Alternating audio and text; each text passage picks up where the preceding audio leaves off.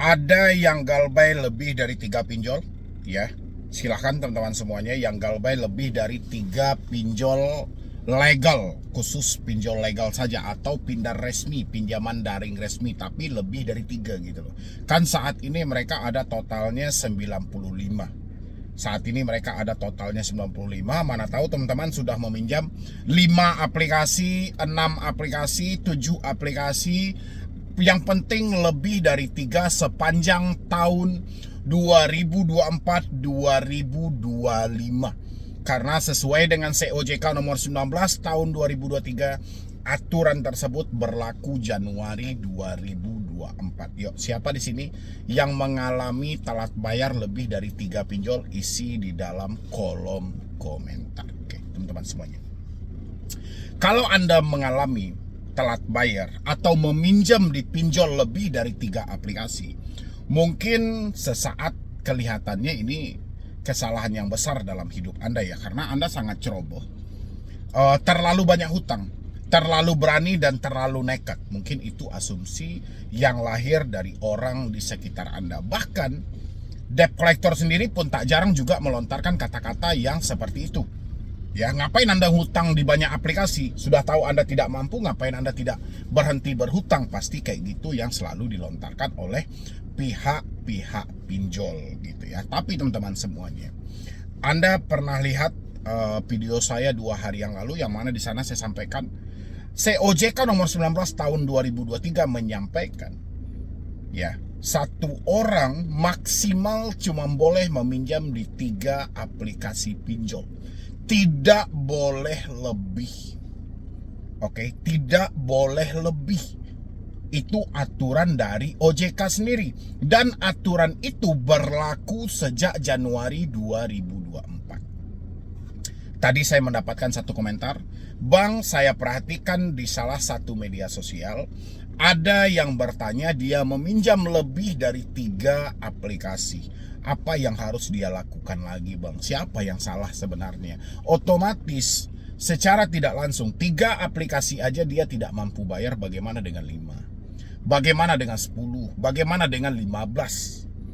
Kalau sesaat, OJK pasti akan menyalahkan si peminjam, karena OJK selalu berstatement banyak rakyat RI meminjam ke banyak pinjol tapi tidak mau membalikkan. Ini orang bukan tidak mau membalikkan, tapi sudah melampaui batas. Sebenarnya maksud dan tujuan dari pinjol untuk memberikan pinjaman sebanyak ini apa sih?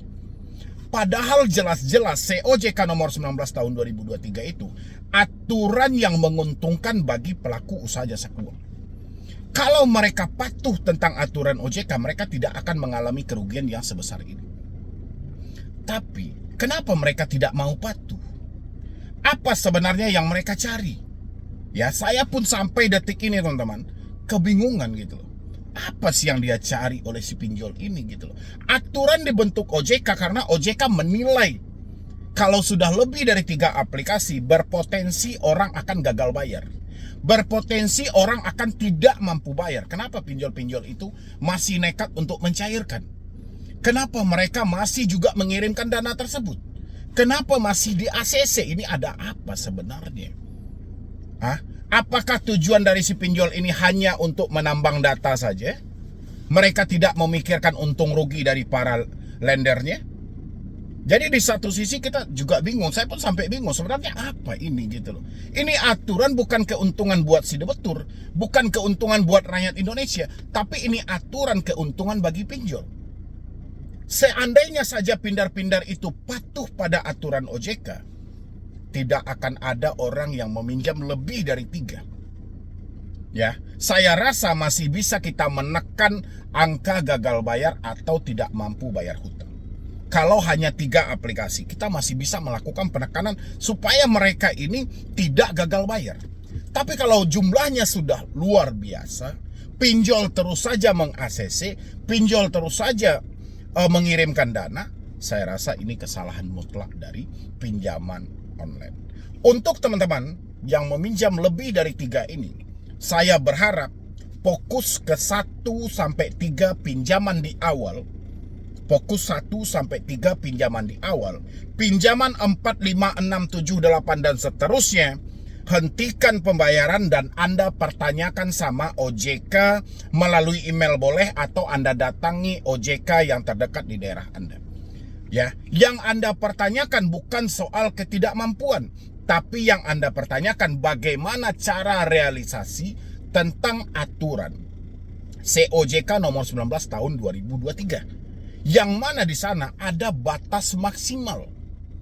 Ya, peminjam tidak boleh meminjam lebih dari 3 plafon pinjol.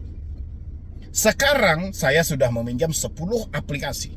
Saya hanya mampu membayar 3 aplikasi sesuai dengan aturan OJK. 7 lainnya saya nggak mampu.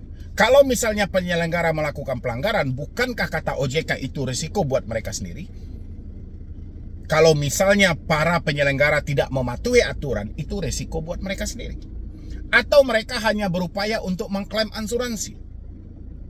Jadi saya berharap buat teman-teman yang mengalami telat bayar lebih dari 3 aplikasi, sudah saatnya Anda bikin laporan semuanya ke Otoritas Jasa Keuangan, dan jangan lupa juga ditembuskan kepada saya biar saya bantu untuk memviralkan. Karena nggak bisa lagi kita hanya diam, kita hanya menerima, kita hanya menerima untuk disalahkan. Tapi kesalahan ini hampir 100% terjadi pada pinjol. Kalau sudah ada nasabah yang meminjam 3 aplikasi, untuk aplikasi yang keempat harusnya tidak cair lagi. Ini baru COJK. Belum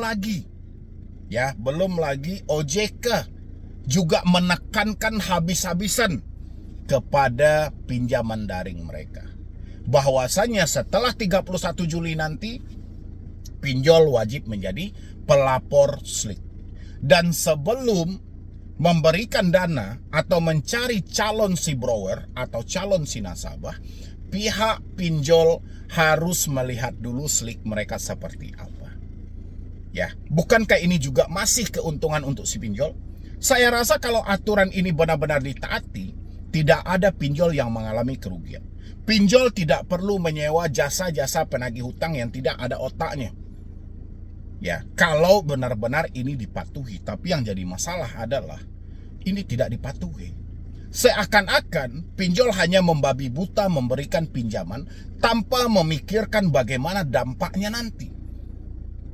Ya, yang terjadi hari ini adalah debt collector harus bekerja keras untuk memenuhi semua target yang disampaikan tadi. Ini bukan kesalahan si peminjam lagi, tapi ini real dan murni kesalahan dari si pinjol. Benar atau tidak teman-teman semuanya? Anda kalau tidak percaya, Anda silahkan cek COJK nomor 19 tahun 2023, batas maksimal peminjaman. Di sana sudah ada berapa maksimal Anda boleh meminjam. Habis itu juga Anda kalau nggak percaya juga, Anda bisa cek POJK nomor 11 tahun 2024 tentang pinjol menjadi pelapor SLIK.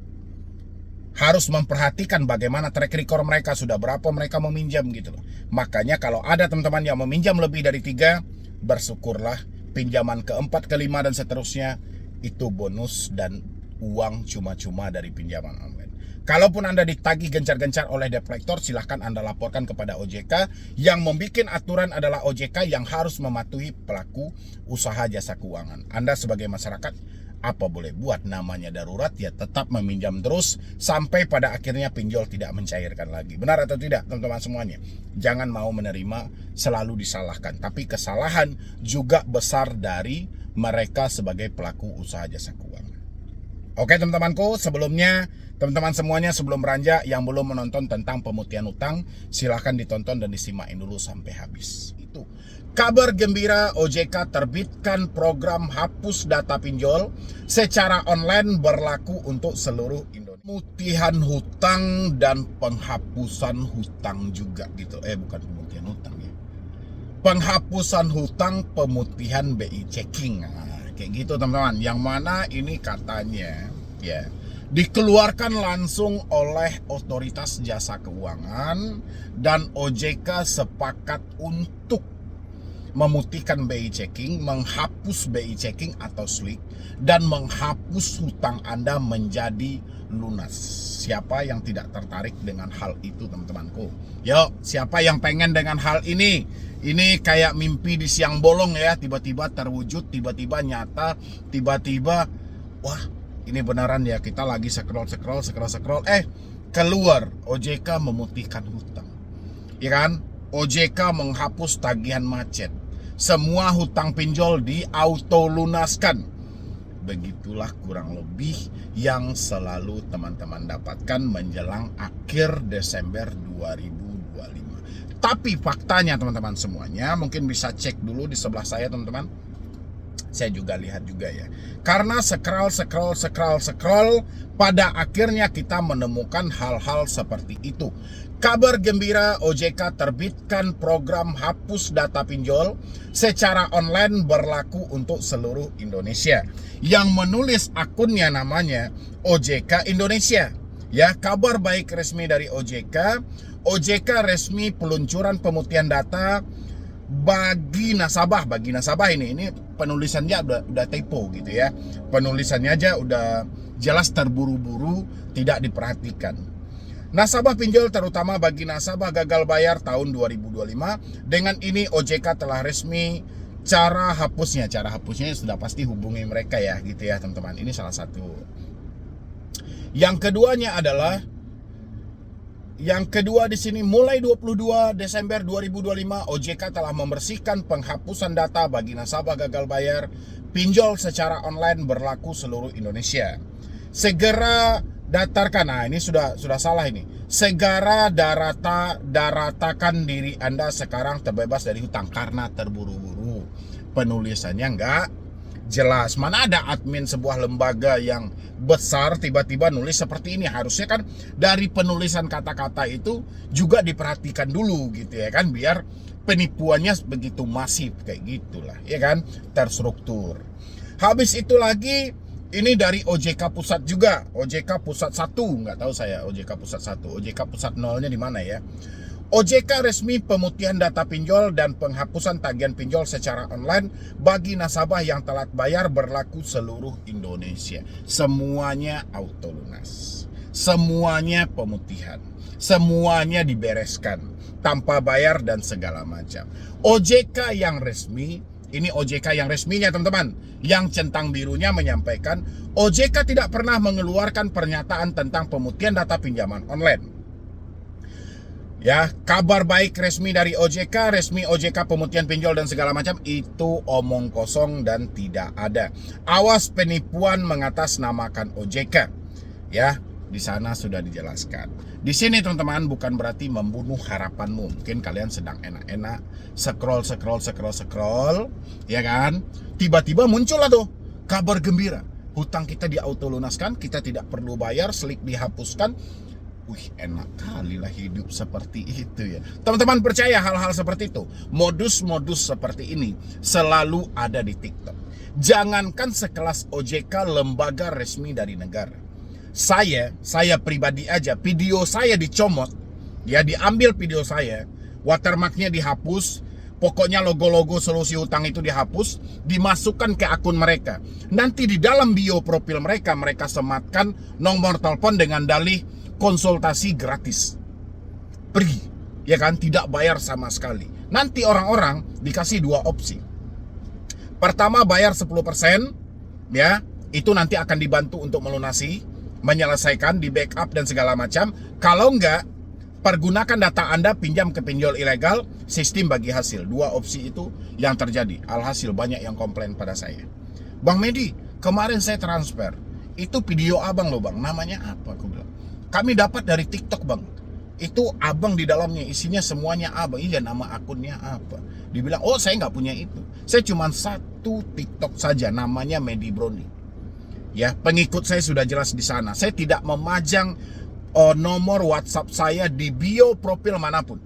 Baik di TikTok, di Instagram, di YouTube, bahkan di Snack Video, saya tidak memajang satu pun nomor saya. Bahkan satu-satunya saya, orang bisa menghubungi saya hanya melalui YouTube. Itu pun mereka harus jadi membership.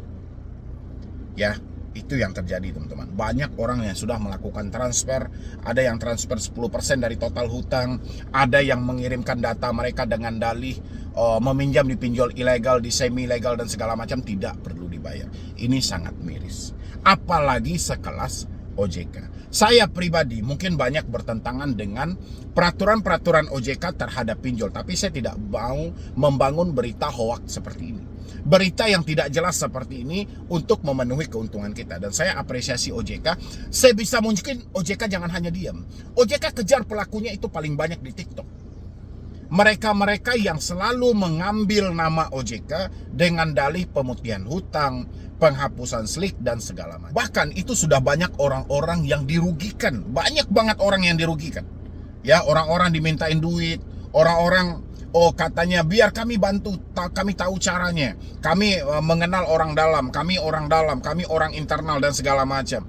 Ya namanya kita tahu Indonesia masih minim literasi. Masih kekurangan dalam berpikir. Mereka tidak mau berpikir dulu sebelum bertindak. Mempelajari dulu sebelum melakukan. Mereka tidak mau. Yang mereka mau adalah mereka buru-buru, ini harus cepat terselesaikan, ini harus instan, sekarang itu juga, hari itu juga. Walau pada akhirnya penyesalan itu selalu datang di akhir. Ya, ini yang terjadi. Karena biasanya yang selalu terpengaruh kaum-kaum rebahan, kaum-kaum yang hanya kesetresan, kaum-kaum yang selalu kepanikan. Scroll, ketemulah dengan video seperti tadi. Langsung dengan caption kabar gembira. Padahal tidak satu pun dari video itu menunjukkan ada bos OJK langsung. Bapak Mahendra Siregar. Itu bos OJK, ketua OJK menyampaikan langsung pidato walaupun menggunakan AI. Ada? Gak ada. Semuanya hanya video-video OJK dalam acara lain, tapi dikait-kaitkan seakan-akan OJK sedang membahas penghapusan hutang dan slik tersebut. Ini hati-hati buat teman-temanku. Terutama kalian yang paling suka dengan filter-filter. Ya, pastinya Anda bermain di TikTok. Anda yang selalu mudah percaya dengan apapun yang disampaikan, ini harus hati-hati. Ingat, penghapusan hutang itu baru ada perpresnya, hanya berlaku untuk UMKM, nelayan, petani. Baru itu pun disampaikan langsung oleh Presiden Republik Indonesia. Ya, yang mana di sana ada kategori-kategori khususnya. Kategori khususnya adalah orang yang akan mendapatkan pemutihan hutang tersebut, mereka-mereka yang terdampak dengan bencana alam ataupun COVID-19 kemarin. Itu waktu di bulan November. Habis itu yang terbaru, Menteri PKP meminta ya kepada Menteri Keuangan dan Otoritas Jasa Keuangan, kalau bisa nama-nama mereka yang sudah tersandra oleh slik itu dihapuskan. Karena untuk masyarakat dengan penghasilan rendah sangat susah mendapatkan MBR atau rumah subsidi yang disediakan oleh pemerintah. Itu baru teman-teman. Belum ada OJK yang menyampaikan secara langsung konferensi pers tentang pemutihan hutang, penghapusan hutang, auto lunaskan hutang. Ini belum ada teman-teman. Catat baik-baik ya, jangan sampai Anda tertipu. Sampai detik ini OJK belum menyampaikan apapun tentang pemutihan slik dan pemutihan hutang. Ya, jadi jangan sampai tertipu teman-teman semuanya. Baik mereka, hubungi aja kami akan bantu melalui orang dalam, melalui pintu belakang, segala macam. Nggak ada. Ujung-ujungnya duit. Begitu mereka sudah mendapatkan targetnya, mereka sudah mendapatkan pada tujuannya, Anda akan diblokir dan ditinggalkan begitu aja. Tolong teman-teman dipertimbangkan dengan matang supaya jangan sampai Anda terpengaruh dengan hal-hal yang seperti ini. Ya, sisanya silahkan teman-teman tonton video ini.